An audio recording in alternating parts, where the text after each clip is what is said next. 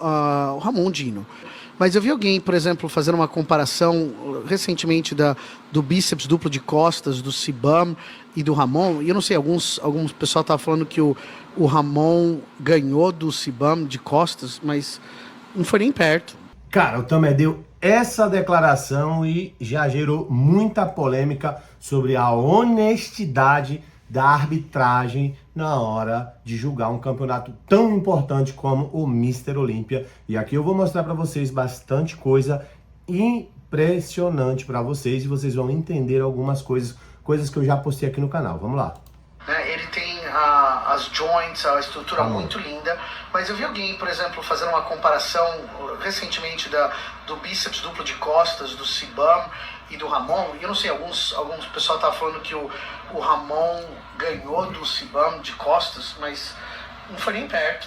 Eu lembro exatamente quando o Ramon entrou, todos os árbitros do Olímpia estavam segunda melhor genética. Então assim, aí ele falou isso aqui, né, que não chegou nem perto do Ramon ganhar do Sibam. E levantou uma outra questão, porque o Tyler fala que o Ramon levou vantagem nessa pose, né? E aí vamos aqui, ó.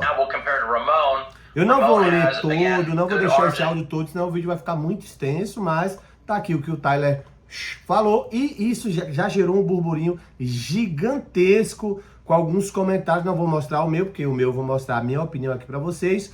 E aí, vamos lá.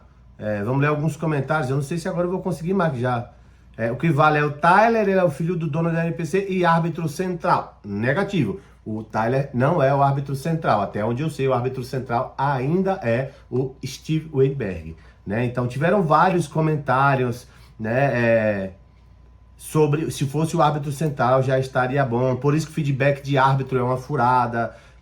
Teve gente que comentou sobre essa questão como se fosse meio que não fosse seguro, né? E eu vou já falando para vocês, esse comentário do Tamer me deixou até um pouco alegre, cara, porque mostra minha opinião, tá? Que não há um conluio ali, não há um acordo, tipo, não, vamos dar essa pose para um e vamos dar, tipo, o resto pro outro e o outro vai ser campeão. Então, eu enxerguei dessa forma, cada um vai arbitrar a sua forma e a sua maneira, por isso que há muitas vezes divergência, sim, na arbitragem. Tanto que eu sou um cara que a galera me pede muito feedback, tipo, pô, como é que eu não ganhei essa competição? Olha o cara que ficou em segundo. E normalmente eu falo, cara, quem tava arbitrando?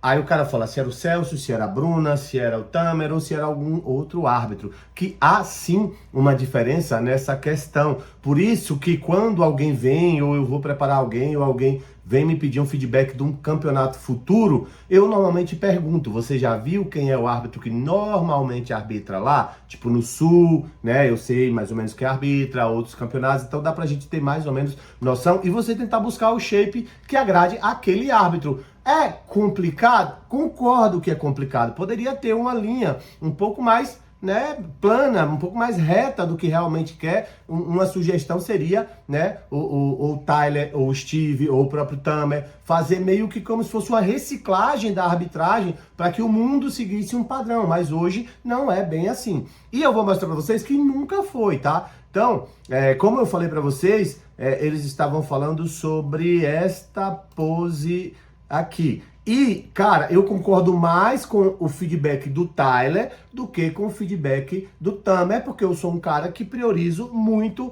o condicionamento. E o feedback do Tyler é basicamente o que eu enxergo aqui. Olha só, nós temos dois atletas, um pouco mais musculoso e um pouco mais largo, porém o Ramon é inegável que ele estava um tom a mais de definição e com profundidades maiores nos cortes, nos detalhes, tanto em ombro, quanto em braço, quanto nas costas. Então, o Tyler, segundo ele, o Ramon teve essa vantagem, enquanto que o Sibam tinha uma vantagem na largura do físico. Então, eu concordo, na minha opinião, o feedback do Tyler é aquilo que eu escolheria também como a melhor pose. Pode ser que você, meu garotinho, não faria o mesmo, você preferia o cara que é mais largo atrás. Então, eu só gostaria de mostrar para vocês que isso aconteceu em outras situações e eu já falei isso aqui faz muito tempo, cara. Eu falei isso aqui, ó, no Mr. Olímpia de 2007, eu dando a explicação, cadê? Aqui, é aqui mesmo. Eu dando a explicação do porquê o Jay Cutler ganhou do Victor Martinez, mesmo tendo mais pontos se você fosse contar o normal, tá? Porque aqui, olha só, se liga só. E é isso que eu queria mostrar para vocês verem como há essa diferença. Essa separação aqui, rapaziada, é que o scorecard que eu tinha nessa época do Mr. Olympia tinha a pontuação de cada árbitro, tá? Antes tinha, assim, árbitro tal. Se não me engano, inclusive, o próprio Dorian Yates foi árbitro nesse Mr. Olympia aqui. Se não me engano, tinha o nome do Dorian. Já fucei a internet para tentar achar o scorecard completo, mas eles soltaram na época e depois divulgaram esse já um pouco mais resumido, né? E aqui você já vê que já tá com o Jay no topo e o Martinez. Esse aqui é o geralzão e aqui tem de todas as categorias. Mas eu tinha feito essa comparação que aqui era árbitro por árbitro e aqui você vê que teve árbitro que botou o Jay em terceiro e árbitro que botou o Jay em primeiro. Então aqui você vê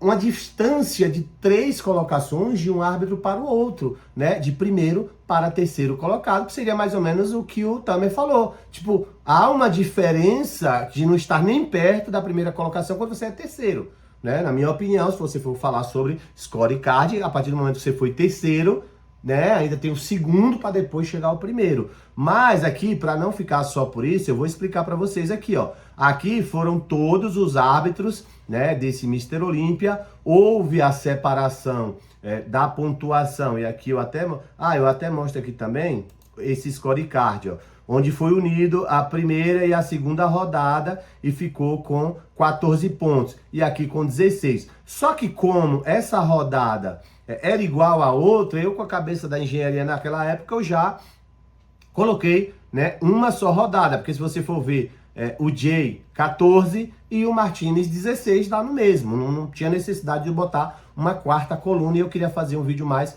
complexo. Se você quiser, é só você olhar aqui, ó. Aqui. Pronto, né? Jay 14 e o Martinez 16 é a mesma distância daqui, ó. De Jay 7 e Martinez 8. 8, 16, 7, 14, né? Mas vamos lá.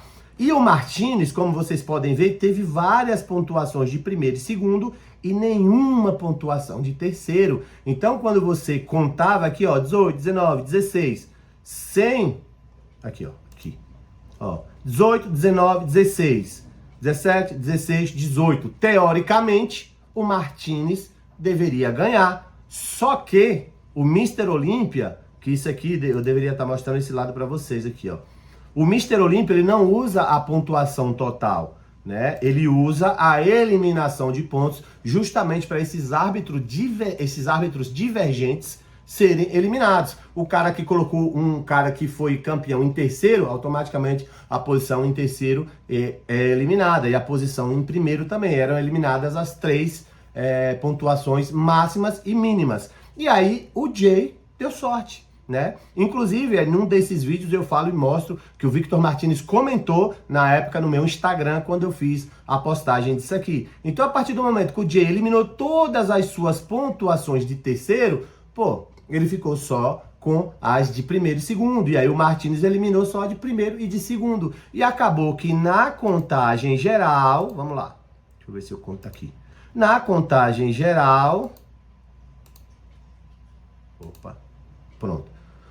Você tem aqui, ó, 18, 19 e 16, que é bem mais alta do que 17, 16 e 18. Basicamente aqui você teria 2 pontos, na verdade bem alta não, 2 pontos aqui a menos por Martinez, o que daria o título ao Martinez. Porém, como foram eliminadas as notas máximas do Jay, que era de 3 pontos, aí acabou que ficou 7, 8 e 6 contra 8, 7 e 9. E por isso o Victor Martinez não foi o campeão do Mr. Olympia de 2007. Rapaziada, me desculpa se foi muito extensa essa explicação, porém eu acho que ficou bem entendido aí para vocês que há muita essa divergência entre árbitros.